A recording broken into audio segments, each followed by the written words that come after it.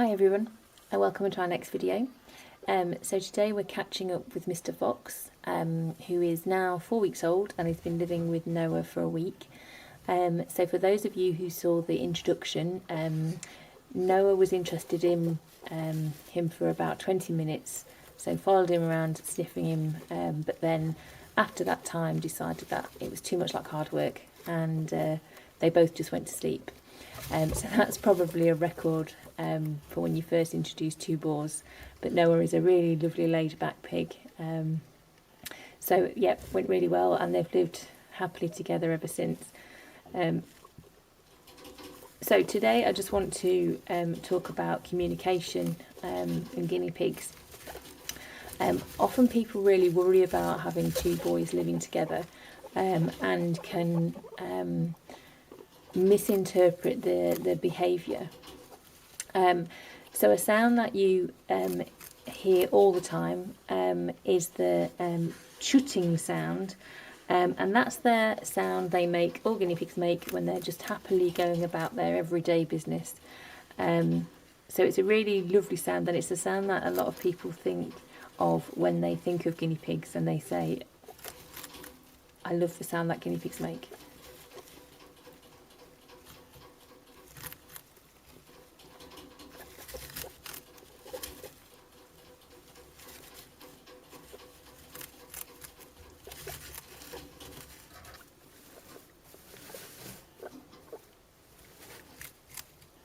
So the sound that everybody will recognise is weaking, as it's called, and that's a sound that guinea pigs reserve for humans. So when a human has anything to do with food, so whether that be opening the fridge door or opening a wrapper of veg or whatever, if they associate it with food, then you'll get weaking. So that's the lovely chutting sound that they make.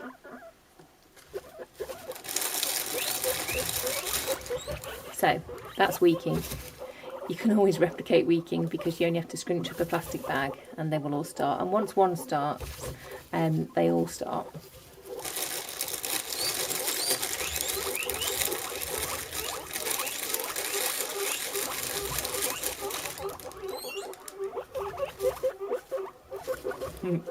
Lovely sound.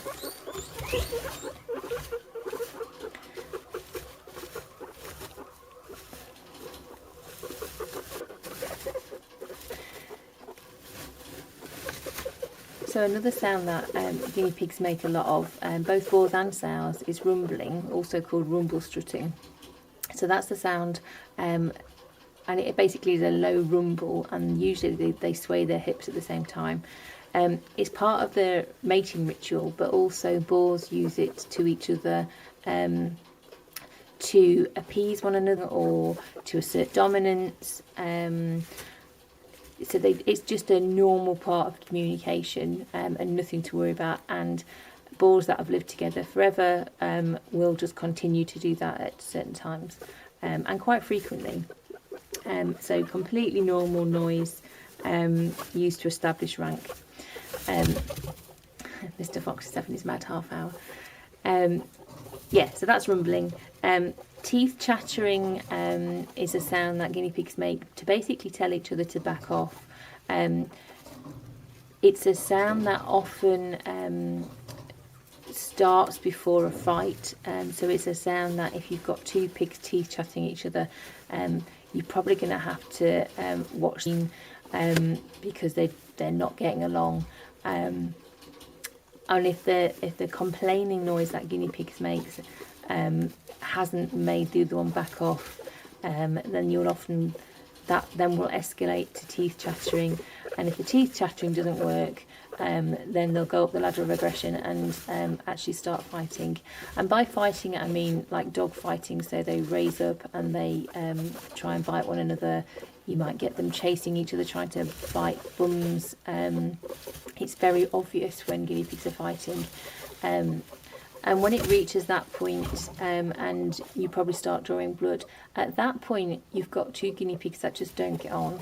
And I think probably then separation is your only option. So you want to try and prevent that. So do everything you possibly can to make sure that you give your guinea pigs an environment where they get on. So exactly as we've done with Mr. Fox and Noah, we introduced Mr. Fox as a baby when he was absolutely no threat, so that he can establish that hierarchy right from the outset. There will be re-establishment of hierarchy, if you like, when Mr. Fox reaches maturity, because at that point he'll be a teenager and thinking he can try it on with Noah, and may try and take over as the dominant male. It depends how big Mr. Fox grows, what his temperament is like.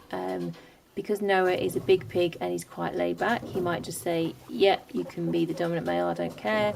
Or he might think, no, I want to continue to be the dominant male, in which case you have that challenge, and you may just have a bit of an unsettled time with them where they do more rumbling, they might do a bit of teeth chattering, they might just fall out a little bit.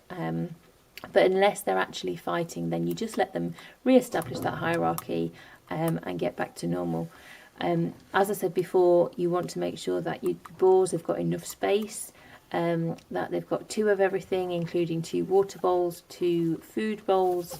If they've got tunnels, they have 2 tunnels. If they've got a hide, it's got more than 1 exit. So it's either like a tunnel or a stall where it's got 4 exits. So they're and again, there's 2 of everything, so they can't perceive one item in the cage as better than anything else, because there isn't ever one of anything. So that's just how you try and stave off any problems in the future. So going back to the noises that guinea pigs make, there was a little bit of a popcorn from Mr. Fox. Mr. Fox tends to do a lot of popcorning when you put in fresh hay. He really likes hay, as all guinea pigs do, but he gets really excited when you put in fresh hay. So popcorning is where they dash around, jumping up in the air and just acting crazy, and that's a sign that they're really happy and enjoying life.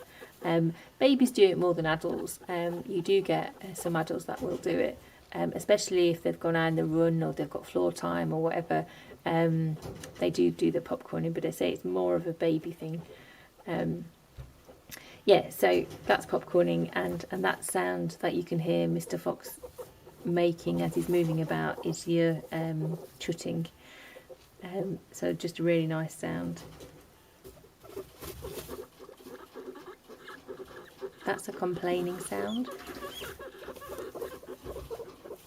and it really does sound like they're complaining at each other, doesn't it? So I hope you've enjoyed that. Bye for now. Take care.